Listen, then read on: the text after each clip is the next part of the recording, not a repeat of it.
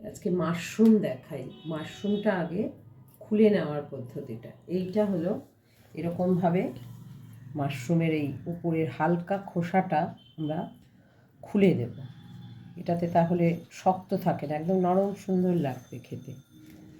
আর এই যে অংশটা মাছের কানকোর মতো, এটা হালকা হাতে এরকমভাবে পাতলা ছোট চাকু দিয়ে বা ছুরি, একদম ছোট্ট ছুরি দিয়ে এটাকে আমরা পরিষ্কার করে নেব। এই পোর্শনটা থাকলে অনেক সময় খারাপ লাগবে, পেট খারাপ হতে পারে। এটা মাছের কানকো যেমন হয় সেরকম। এই হচ্ছে মাশরুম কাটা। মাশরুম ম্যারিনেশনের সামান্য উপকরণ: একটা পাত্রে তেল দেবেন, মাত্র বড় চামচের 1 চামচ। তারপর মাশরুমটা ধুয়ে এর মধ্যে দিয়ে দেবেন। তারপরে পেঁয়াজ রসুন ছোট ছোট করে কাটা এর মধ্যে দিয়ে দিতে হবে। তারপরে একটু 1 চামচ মতো নুন, এতে পরিমাণ মতো আর কি নুন দিয়ে দিতে হবে। তারপরে এর মধ্যে আদা, টমেটো, একটা টমেটো, 1 ইঞ্চি সমান আদা, আর চায়ের চামচের হাফ চামচ ধনে, জিরে, শুকনো লঙ্কা, হলুদ সব দিয়ে এটাকে ভালো করে ম্যারিনেট করে রাখতে হবে।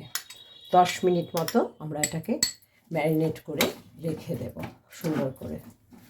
ম্যারিনেশনটা মূল হচ্ছে ম্যারিনেশনটা। ম্যারিনেশন হয়ে গেলে এটা কোনো সময় লাগে না করতে আর কি। ম্যারিনেট করে একদম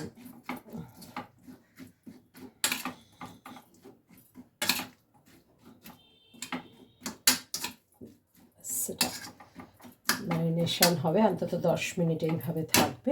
এটাকে আমরা ঢাকা দিয়ে রেখে দেব।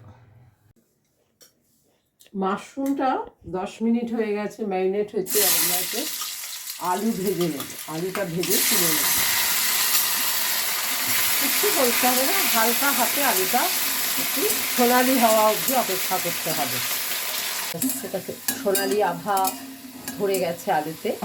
এবার আমরা এটার মধ্যে এই 10 মিনিট ম্যারিনেট করা মাশরুমটা ঢেলে দেব।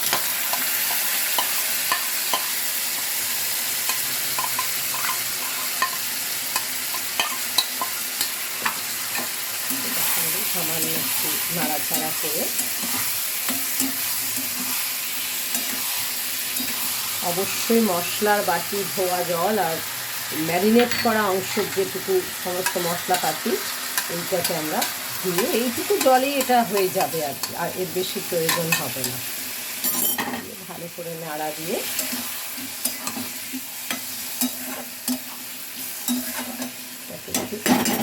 ঢাকা দিয়ে দিতে হবে, গ্যাসটা দিতে হবে। এবার আমরা একদম প্রায় শেষের পথে, একটু গ্যাসটা বাড়িয়ে নিই, একটু নাড়াচাড়া করতে হবে।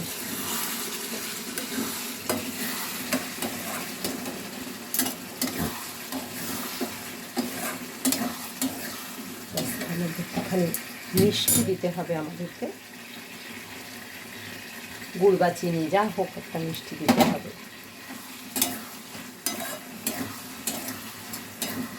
গ্যাসটা বন্ধ করে দিলাম, হালকা গরম মশলা দিয়ে দিলাম, আর 1 চামচ ঘি।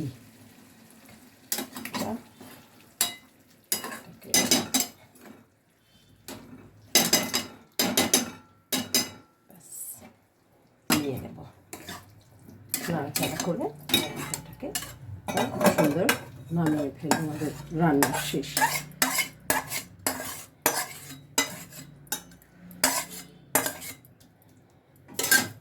এই হলো মাশরুমের তরকারি।